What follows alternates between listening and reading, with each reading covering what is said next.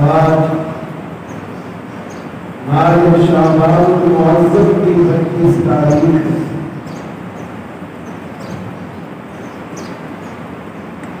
یہ جمعہ اس ماہ مبارکہ کا آخری جمعہ، یہ 1442 ہجری کے شعبان کا آخری جمعہ۔ اللہ تعالیٰ نے مجھے اور آپ کو زندگی دی، وقت اور مہلت دی، تو اگلا جمعہ رمضان المبارک کا ہوگا۔ رمضان المبارک کا مہینہ یہ باقی تمام مہینوں سے ممتاز مہینہ ہے۔ سال میں 12 مہینے ہیں، اللہ تعالیٰ نے ان 12 مہینوں میں سے کسی مہینے کا ذکر قرآن مجید میں نہیں فرمایا سوائے رمضان کے مہینے کا نام لے کے، کہ اس کا نام لے کے ذکر کیا۔ فرمایا ان عدت الشہور عند اللہ 12 کہ مہینوں کی گنتی اللہ کے نزدیک 12 ہے۔ مہینے اللہ کے یہاں 12 ہیں، اور 12 مہینوں میں سے کسی مہینے کا نام قرآن مجید میں نہیں ہے۔ قرآن مجید میں ان 12 مہینوں میں سے اگر کسی مہینے کا نام ہے تو وہ ماہ رمضان کا مہینہ ہے۔ محرم کا نام آپ کو قرآن میں نہیں ملے، سفر کا نام قرآن مجید میں نہیں ہے، ربیع الاول، ربیع الثانی، جمادی الاول، جمادی الثانی، رجب، شعبان، یہ نام قرآن مجید میں نہیں ہے۔ شوال، ذیقعدہ، ذی الحج قرآن میں نام ہے تو صرف ماہ رمضان۔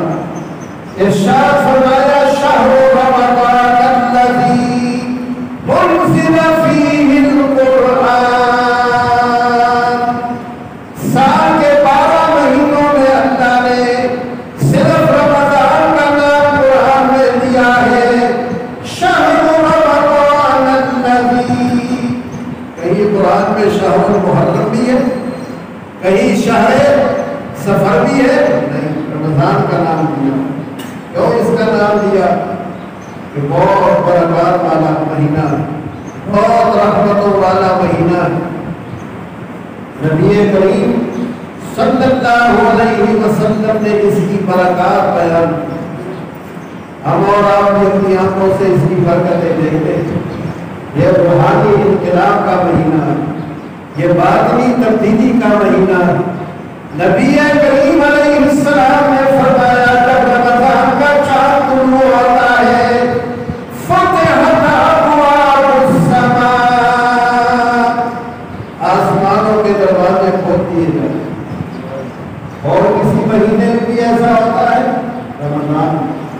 ارشاد فرمایا فتحت ابواب السماء، آسمانوں کے دروازے کھول دیے جاتے ہیں۔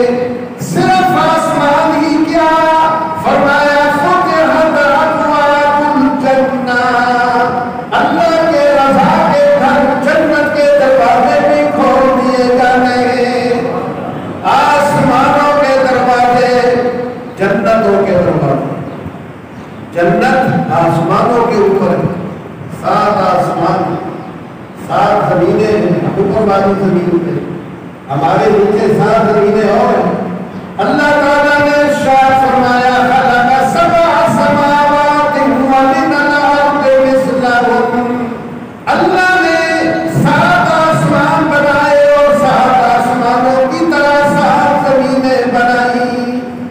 آسمان 7، زمینیں بھی 7، اوپر والی زمین، نیچے کی زمینیں۔ نبی کریم علیہ السلام نے فرمایا آسمانوں کے دروازے کھل جاتے ہیں اور آسمانوں کے اوپر جنتیں ہیں۔ وفتحت ابواب الجنہ، جنت کے دروازے بھی کھول دیے جاتے ہیں۔ کب کھلتے ہیں؟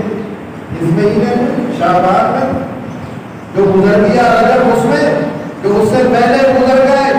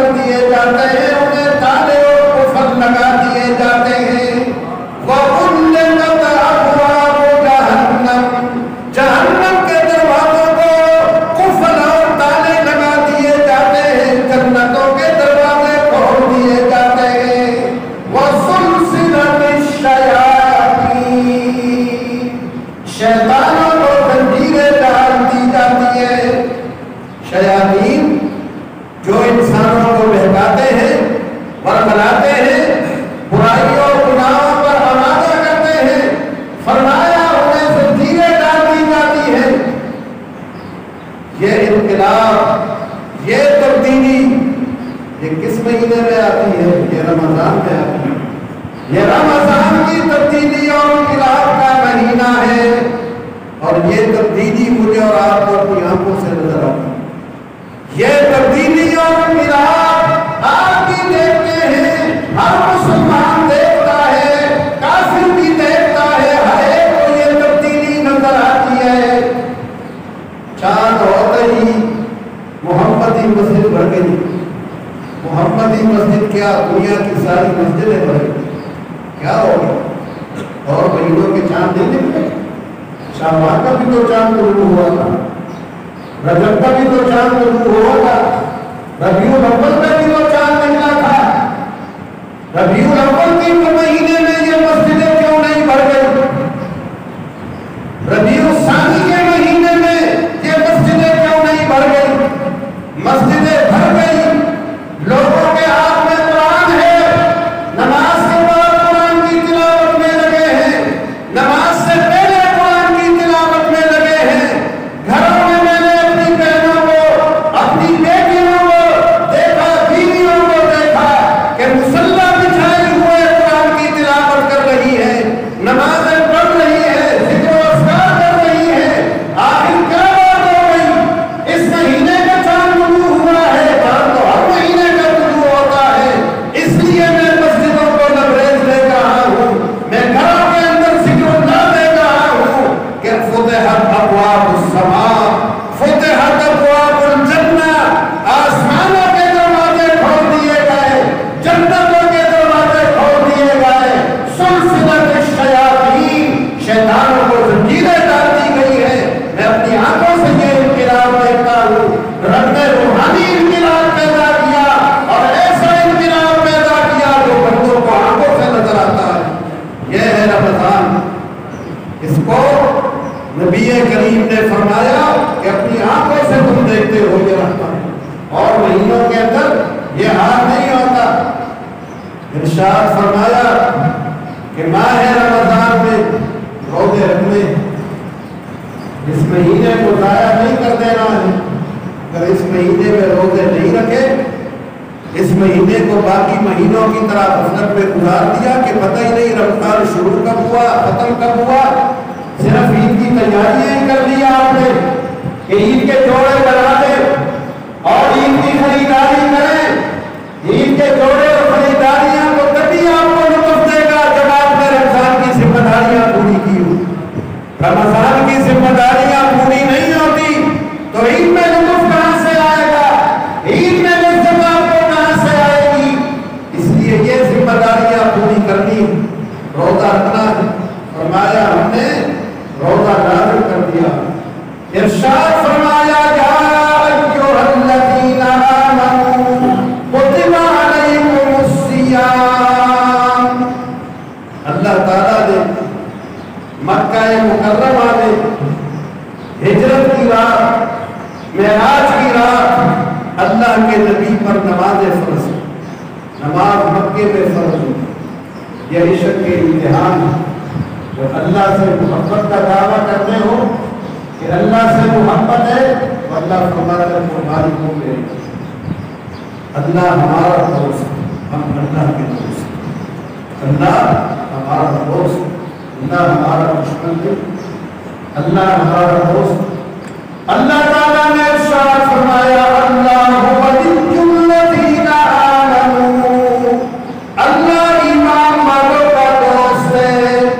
ہم اور آپ ایمان کرتے ہیں لا الہ الا اللہ محمد رسول اللہ، صدق دل سے پڑھتے ہیں اور صدق دل سے پڑھا ہے، اس لیے اللہ ہمارا دوست۔ اللہ ولی الذین آمنوا، اللہ ایمان والوں کا دوست ہے۔ ان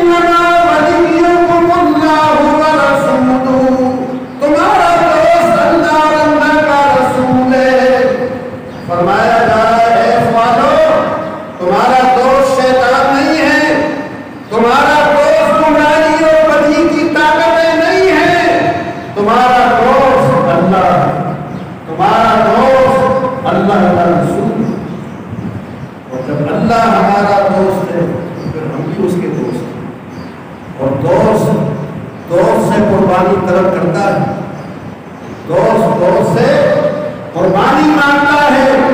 جب اللہ ہمارا دوست ہے تو اللہ ہم سے قربانی طلب کرتا ہے۔ کیا قربانی طلب کرتا کہ زور کے وقت میری چوکھٹ پہ آنا ہے، یہاں سر جھکانا ہے، جب سورج ڈھل جائے تو 5-10 منٹ کے لیے میری چوکھٹ پہ آ جانا، یہاں سر جھکانا ہے روم میں، جب عصر کا وقت ہو جائے پھر دوبارہ آ جانا، پھر جب سورج ڈوب جائے پھر آنا، پھر سونے سے پہلے پھر یہاں آ کے سر جھکانا، صبح سویرے اٹھنا پھر میری بارگاہ میں آ کے سر جھکانا، یہ وقت تم نے مجھے دینا ہے۔ یہ قربانی کا مطالبہ کون کر رہا ہے؟ دوست کر رہا ہے۔ دوست جب قربانی کا مطالبہ کرے تو میری آپ کی دوستی سچی ہوگی تو اس قربانی کو دیں گے یا آئے بائے شائے کریں گے؟ کیا کریں گے وہاں جب دوست قربانی طلب کرے؟ اللہ یہ قربانی طلب کرتا ہے کہ زور کا وقت ہو جائے تو میری چوکھٹ پہ آ کے سر جھکا، عصر کا وقت ہو جائے تو آؤ میرے آگے سجدہ ریز ہوگا، مغرب کا وقت ہو جائے تو آؤ مجھے یاد کر لے، رات کا اس وقت ہو جائے عشاء کا تو سونے سے پہلے پھر مجھ سے مل لے، اور صبح جب تیری آنکھ کھلے تو سب سے پہلے ملاقات مجھ سے کرنا ہے، مجھے یاد رکھنا ہے، میرا ذکر کرنا ہے۔ یہ قربانی کون طلب کر رہا ہے؟ یہ دوست طلب کر رہا ہے۔ میں اور آپ اگر دوستی پہ سچے ہیں تو پھر دوست کی قربانی جو طلب کر رہا ہے اس قربانی کو دیں، اور نہیں دیتے قربانی تو پھر وہاں سے دوستی سچی ہے، ہماری طرف سے بھی سچی ہے۔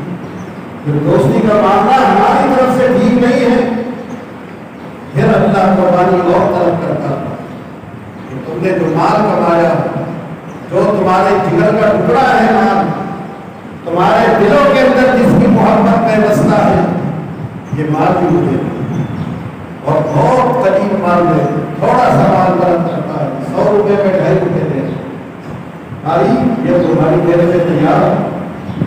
یہ قربانی کی وہ طلب کرتا ہے، مالی قربانی۔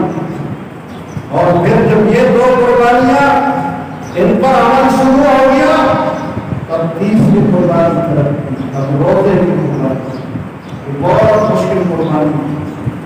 نماز یہ آسان قربانی ہے، مال یہ دینا یہ بھی آسان قربانی ہے، اور روزہ رکھنا جو اللہ نے طلب کیا یہ مشکل ترین قربانی۔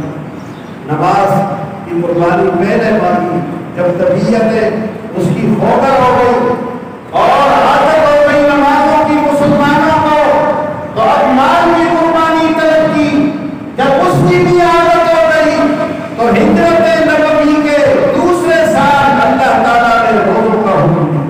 جب یہ قربانی اب صبح صادق سے لے کر غروب آفتاب تک، مغرب ہونے تک کوئی کھانے پینے کی چیز نہیں کھاؤ، نہ کوئی دوائی کھاؤ، نہ کوئی غذا کھاؤ، نہ پانی پیو گے، نہ کوئی مشروبات میں سے کوئی مشروب پیو، اور نہ ہی اپنی نفسانی خواہشات پورے کرو۔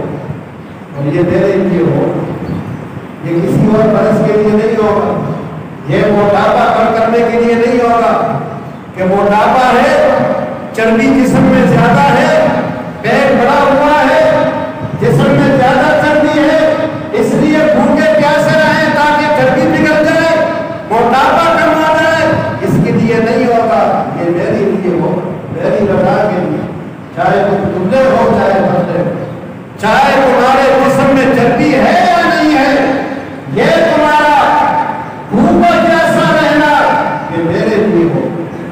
یہ کسی ڈاکٹر کے جانچ کے لیے نہیں ہوگا۔ ڈاکٹر جب جانچ کرتا ہے خون کی پیشاب کی تو وہ بھی کہتا ہے کہ 14 گھنٹے کا روزہ رکھنا ہے، 14 گھنٹے بھوکے پیاسے رہو گے پھر یہ ٹیسٹ تمہارا ہوگا۔ یہ بھوکا پیاسا رہنا یہ کسی ڈاکٹر کے جانچ کے لیے نہیں، یہ اللہ کی رضا کے لیے، اللہ کی رضا کے لیے بھوکا رہنا ہوگا۔ یہ قربانی کرو۔ اس قربانی میں کون کون پورا اترتا ہے، کون اس قربانی کو بجا لاتا ہے؟ اور فرمایا جب وہ دوست قربانی طلب کر رہا تو ہم بھی اللہ کے دوست، ہم نے بھی اسے اجر طلب کرنا ہے، ہم نے بھی اس سے طلب کرنا ہے کہ اجر بھی تو ہمارا، قربانی جو مانگی جا رہی ہم سے تو ہماری قربانی کا اجر بھی ہمیں دے۔ اللہ فرماتا ہے کہ اگر ایسا عطا کروں گا کہ تمہارے قربان بھی نہیں ہو، تم نے کیا سمجھا کہ بس قربانی مانگتا رہا ہوں میں، تمہیں اجر کچھ نہ دوں، تمہاری قربانیوں کا صلہ میں کوئی تمہیں نہ دوں؟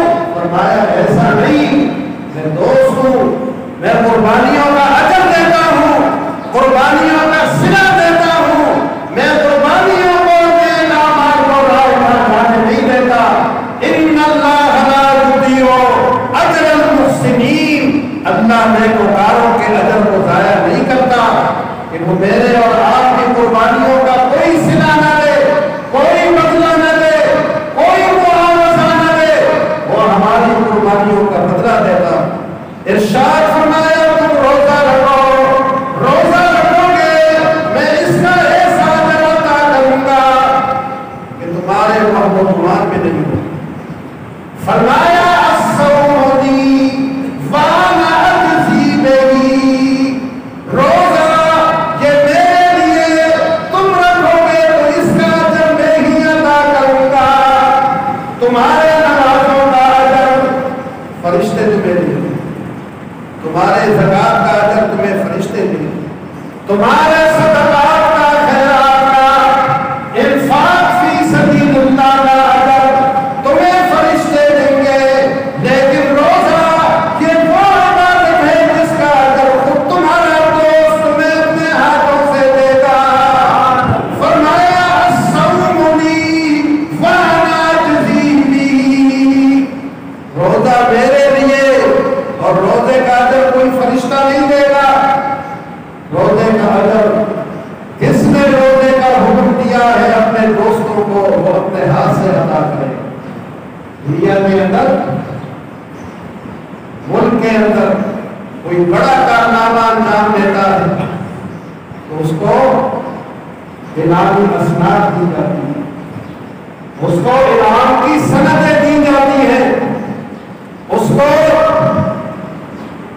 ستارے لگائے جاتے ہیں، اسٹار لگائے جاتے ہیں۔ اور کون لگاتا؟ فوج کا کمانڈر بھی لگاتا، کمانڈر ان چیف، وہ بھی اسٹار لگاتا، تعریفی اسناد دیتا ہے، ادارے کے سربراہ بھی دیتے ہیں۔ لیکن کچھ لوگ ایسے ہیں کہ جنہیں کسی ادارے کا سربراہ وہ انعامی اسناد نہیں دیتا، ان کا صدر انہیں اپنے ہاتھ سے وہ انعامی اسناد دیتا۔ صدر پاکستان جس سے بڑھ کر کوئی عہدہ نہیں اس ملک کے اندر، وہ اپنے ہاتھ سے خود انعام دیتا ہے، خود اسناد دیتا ہے۔ روزہ دار کو بھی اسناد اور انعام فرشتوں کے ہاتھوں نہیں، کسی اور کے ہاتھوں نہیں، خود رب ذوالجلال کے ہاتھوں دیا جائے گا۔ فرمایا الصوم لی وانا اجزی بہ، روزہ میرے لیے ہے اور اس کا اجر میں خود تمہیں عطا کروں گا۔ اور جب اللہ اجر دینے والا خود ہوگا تو اس کے اجر کا اندازہ، تصور، خیال، گمان قیاس کوئی کر سکتا ہے؟ وانا اجزی بہ، اس لیے روزہ رکھنا ہے۔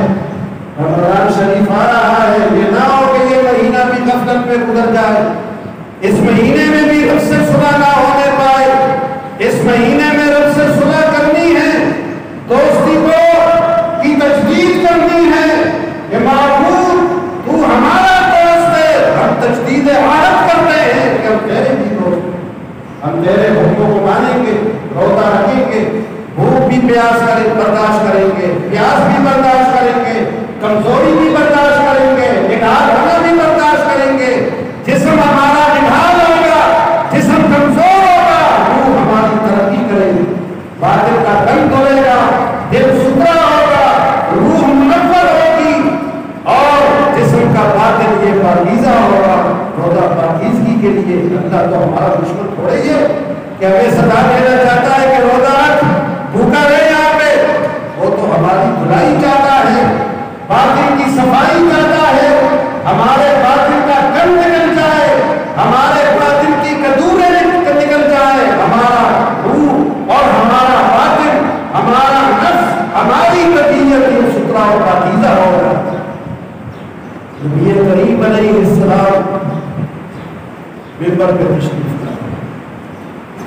یہ مہینہ ضائع نہیں کرنا. سن لو حدیث. حضور ممبر پہ تشریف لائے, اس پہلی سیڑھی پہ آپ نے قدم رکھا, لوگوں کو فرمایا نزدیک نزدیک ہو, سارے لوگ قریب ہو گئے. آپ نے زور سے فرمایا آمین. پھر دوسری سیڑھی پہ قدم رکھا, پھر فرمایا آمین. پھر تیسری سیڑھی میں قدم رکھا, آپ نے فرمایا آمین.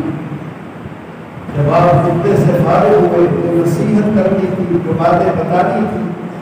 جب نصیحت سے فارغ ہوئے تو غلاموں نے عرض کی کہ یا رسول اللہ, آج جو کچھ ہم نے دیکھا اس سے پہلے کبھی نہیں دیکھے.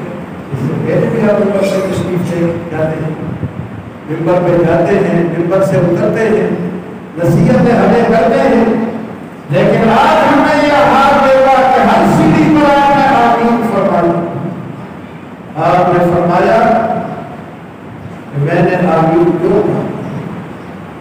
آمین کا معنی ہے یا اللہ قبول فرما. آمین دعا بھی کہا جاتا ہے. میں دعا کرتا ہوں, آپ لوگ آمین کہتے ہیں. امام صاحب دعا کرتے ہیں ربنا آتنا فی الدنیا حسنہ وفی الآخرۃ حسنہ وقنا عذاب النار. کہ اللہ ہمیں دنیا اور آخرت کی بھلائی میں ہمیں عذاب نار سے بچا. آپ دعا کو کہتے ہیں آمین. آمین دعا پر کہا جاتا ہے. آمین کا معنی یہ ہے کہ یا اللہ یہ تو دعا کی ہے, اس دعا کو قبول فرما. آپ سب کہتے ہیں کہ یا اللہ یہ دعا کو قبول فرما. امام دعا کرتا ہے اور جواب میں آمین کہہ کے آپ سب یہ کہتے ہیں کہ یا اللہ اس دعا کو قبول فرما. آمین کا معنی اس دعا کو قبول. حضور نے فرمایا میں نے جو آمین کہا پہلی سیڑھی پر آ کر میرے سامنے فرشتہ جبریل امین آیا. حضور فرشتے کو دیکھتے تھے, لوگ نہیں دیکھ پاتے. نبی کی نگاہ اور ہے, میری اور آپ کی نگاہ اور ہے. جو نبی دیکھتا ہے وہ ہم اور آپ نہیں دیکھتے. حضور نے فرمایا میں وہ دیکھتا ہوں جو تمہیں نظر نہیں آتا, میں وہ سنتا ہوں جو تمہارے کان نہیں سنتے. انی اسمع ما لا تسمعون. میں وہ سنتا ہوں جو تم نہیں سنتے, اور وہ دیکھتا ہوں جو تمہیں نظر نہیں آتا. فرمایا جبریل میرے سامنے آتا, اور جبریل امین نے کیا کہا, اور دعا سن لو. جبریل امین نے بددعا کی اور حضور نے اس بددعا میں آمین. جبریل امین نے کہا من ادرک رمضان فلم یغفر له بعدا. کہ جو رمضان کا مہینہ پاتا ہے یہ رحمتوں کا, خدا کی بخششوں کا, عطاؤں کا مہینہ پاتا ہے اور اپنی بخشش نہیں کر پاتا. روزہ نہیں رکھتا, نماز نہیں پڑھتا, اچھے اعمال بجا نہیں لاتا, جوئے میں, چوری میں, رشوت میں, خیانت میں, فساد میں, ان الٹے سیدھے کام میں لگا. رمضان کا مہینہ آتا ہے, رشوت نہیں چھوڑتا, جھوٹ نہیں چھوڑتا, حق تولنا نہیں چھوڑتا, ملاوٹ نہیں چھوڑتا, دو نمبر یہ کام نہیں چھوڑتا. فرمایا من ادرک رمضان, جو رمضان کا مہینہ پائے اور اپنی بخشش نہ کرا سکے. بخشش کب ہو؟ جوا کھیلنے سے ہو, نماز نہ پڑھنے سے ہو, روزہ نہ رکھنے سے ہوگی, کم توڑنے سے ہوگی, رشوتیں لینے سے ہوگی, بدلہ خوریوں سے ہوگی, اس سے بخشش ہوگی. یہ کام ہے بخشش والے, یہ تو تباہی والے کام ہیں, بربادی والے کام ہیں. بخشش ہوگی نماز پڑھنے سے, بخشش ہوگی روزہ رکھنے سے, بخشش ہوگی ذکر و اذکار کرنے سے, بخشش ہوگی تلاوت کرنے سے, بخشش ہوگی سچ بولنے سے, بخشش ہوگی لوگوں کی مدد کرنے سے. فرمایا جو رمضان کا مہینہ پائے اور اپنی بخشش نہ کرائے ہوگا وہ ہلاک ہو, وہ برباد ہو جائے, وہ تباہ ہو جائے. یہ کون کہہ رہا ہے ہلاک ہو جائے؟ کون کہہ رہا ہے وہ آدمی تباہ ہو جائے؟ یہ فرشتہ کہہ رہا ہے, فرشتوں کا سردار کہہ رہا ہے, مخدوم ملائکہ کہہ رہا ہے, وحی لانے والا فرشتہ کہہ رہا ہے. اور اس بددعا پر آمین کون کہہ رہے ہیں؟ کے دل میں سارے جہاں کا درد ہے، وہ اس دعا پر کہتے ہیں آمین کہ یا اللہ وہ رمضان کے مہینے میں اپنی بخشش نہ کرا سکے، اس مہینے میں تائب نہ ہو سکے اور اس مہینے میں بھی اس کے اندر تبدیلی نہ آ سکے، اسے ہلاک کر دے۔ جو رمضان کا احترام نہیں کرتا، روزہ نہیں رکھتا، رمضان کے مہینے میں اللہ کو یاد نہیں کرتا، وہ اپنے آپ کو جبریل امین کی اس بد دعا کا نشانہ بنا رہا ہے۔ آپ میں سے کون ہے کوئی بد دعا کو برداشت کر سکتے؟ میں کر سکتا ہوں، آپ میں سے کوئی کر سکتا ہے؟ اس لیے اپنے آپ کو اس بد دعا کا نشانہ نہ بنانا۔ اس بد دعا کا ہدف میں اور آپ نہ بننے پائیں۔ اس ماہ مبارکہ کو پاکیزگی کے ساتھ، روزوں کے ساتھ، نمازوں کے ساتھ، ذکر و اذکار کے ساتھ، مخلوق خدا کی مدد کے ساتھ گزاریں۔ اللہ تعالیٰ ان باتوں پر مجھے اور آپ